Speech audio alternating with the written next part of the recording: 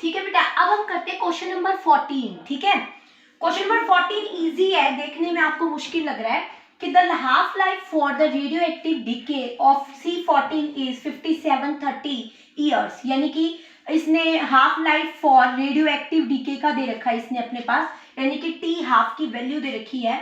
And archaeological artifact containing wood had only 80% of the C14 found in living tree।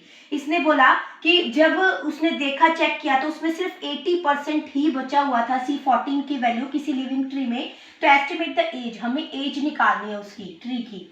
तो हम क्या करेंगे बेटा, इसको कैसे निकालेंगे, हमें ना देखो, जब भी हम ऐसे क्वेश्चंस निकालते हैं ना रेडियो एक्टिव टाइप के, इस टाइप्स के, तो हमेशा उसके अंदर है ना, आप बुक खोल के देखना एनसीईआरटी की टॉपिक देखोगे तो हमेशा फर्स्ट ऑर्डर रिएक्शन के ऊपर ही हम अप्लाई करते हैं। तो फर्स्ट ऑर्डर रिएक्शन में है ना, इसने बोला कि एज निकालनी है हमें उस ट्री की। तो टाइम का फॉर्मूला क्या होता है अपने पास, तो टाइम का फॉर्मूला होता है बेटा टी इज इक्वल टू, अपने पास आती है value 2.303 divided by K log of R naught by R. ठीक है, where R naught and R को हम क्या लेके चलते हैं, कंसंट्रेशन लेके चलते हैं। प्रेशर में दे रखा तो प्रेशर, या जो भी अपन को यहाँ पे वैल्यू दी जाती है ना उसकी रिएक्टेंट की, वो पुट करते हैं। ये इनिशियल और ये उसकी फाइनल है।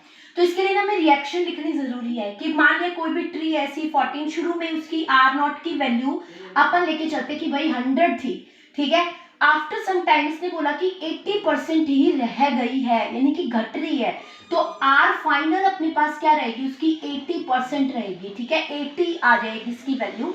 अब अपन इसको पुट करते हैं, तो अपने पास के की वैल्यू अपन को निकालनी पड़ेगी यहाँ से।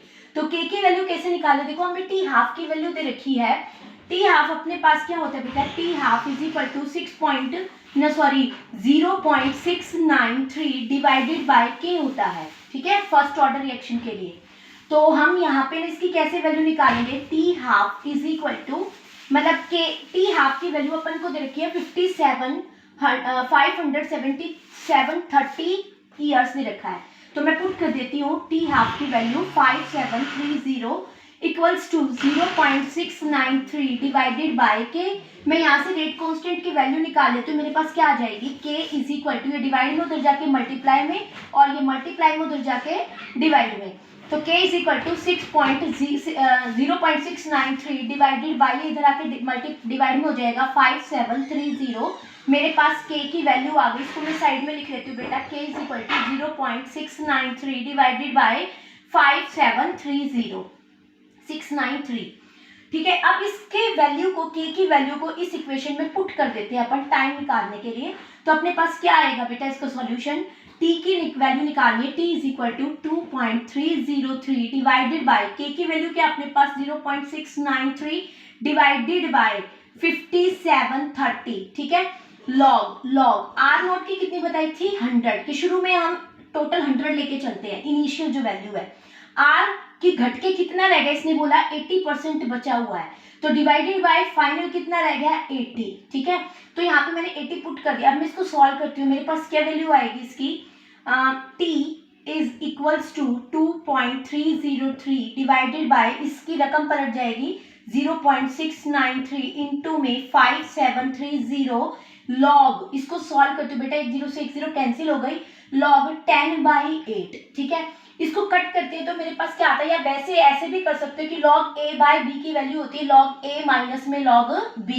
ठीक है, तो इस तरीके से भी सॉल्व कर सकते हो। चलो ऐसे ही कर लेते हैं, t is equal to 2.303 divided by 0.693 into में 5730 log a बाय b का फॉर्मूला होता है बेटा, log a बाय b का फॉर्मूला होता है log a माइनस में log b। ठीक है, इस फॉर्मूले को पुट करते हैं तो log a कितना है 10 माइनस में log b कितना है नीचे 8। इसको सॉल्व करते हैं आगे, अपने पास वैल्यू आएगी time is equal to 2.303 divided by 0.693 into में 5730 log 10 होता है बेटा 1। ठीक है, 1 माइनस में, यानी कि 1 माइनस में log 8 को मैं लिख सकती हूँ, 8 को लिख सकती हूँ बेटा 2 की पावर 3। तो log जब ऐसे लिखा जाता है तो जो पावर होती है वो आगे आ जाती है, इसको हम लिख सकते हैं 3 log 2, और log 2 की वैल्यू होती है अपने पास बेटा 0.304, तो यहाँ पे मैं पुट कर देती हूँ इनटू में 0.304, ठीक है। एक इन इसमें मैं शुरू में भूल गई कि अपन जब रिएक्टेंट के बेस पे निकालते हैं ना तो माइनस का साइन चलता है अपने पास, यहाँ पे शुरू में माइनस का साइन, ठीक है। तो माइनस का साइन, जब मैं इसको इसमें से सब्ट्रैक्ट करूंगी ना तो ये वैल्यू ज्यादा है, तो इसको घटाऊंगी तो देखो माइनस माइनस प्लस हो जाएगा। वैसे भी टाइम अपने पास है ना माइनस में नहीं आता, ठीक है। तो इसको सॉल्व कर लेंगे, अपने पास t की वैल्यू आ जाएगी। जस्ट अब इसको हमें सॉल्व ही करना है। तो ये क्वेश्चन आपका इतना ही था, इजी था, देखने में क्वेश्चन बड़ा लग रहा था।